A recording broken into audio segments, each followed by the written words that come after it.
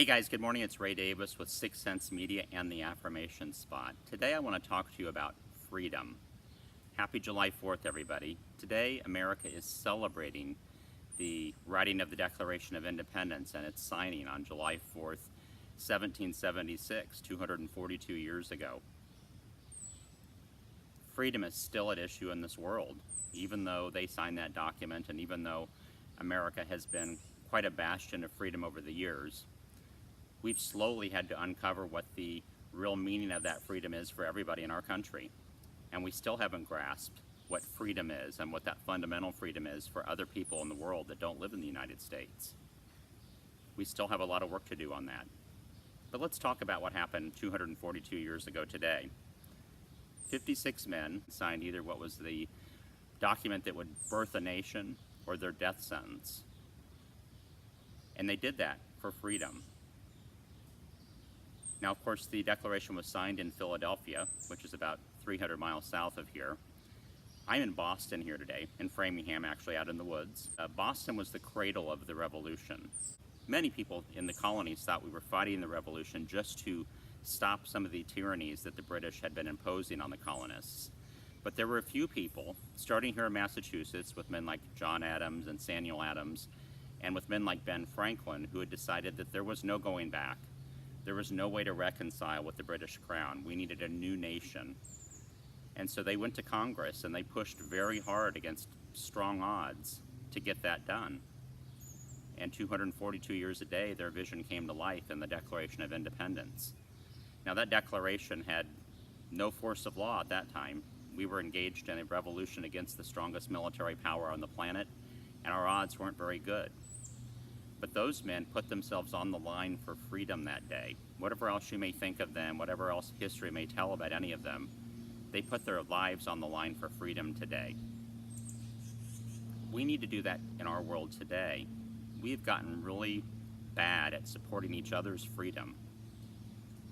We're willing to take shortcuts when it comes to winning our arguments, our political arguments, our religious arguments, our business arguments in this country.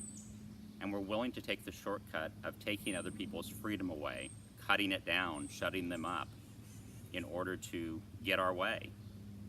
And I want to tell you today, I think that's very short-sighted. The freedom we take from someone else is freedom that will eventually be taken from us. It's not something that benefits us long-term. Look at your kids and your grandkids. If you want them to grow up in a free country, that means accepting that people disagree, and that there are differences of opinion, and that freedom allows people to express those different opinions.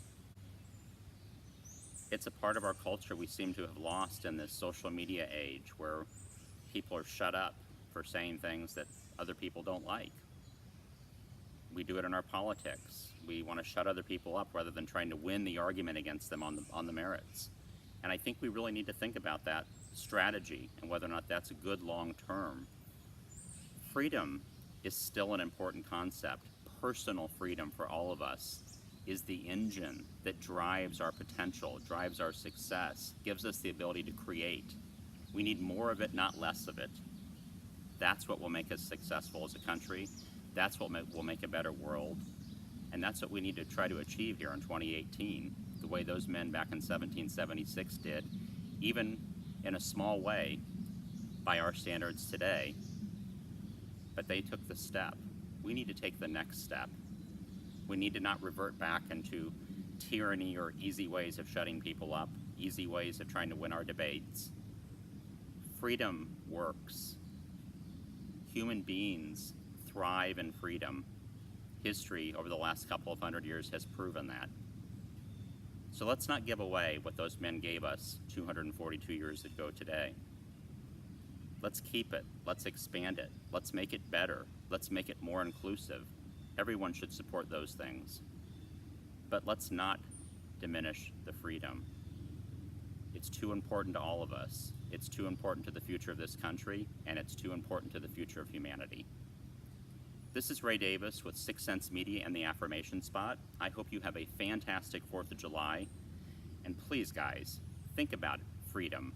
Think about how you can expand freedom for people rather than limiting it.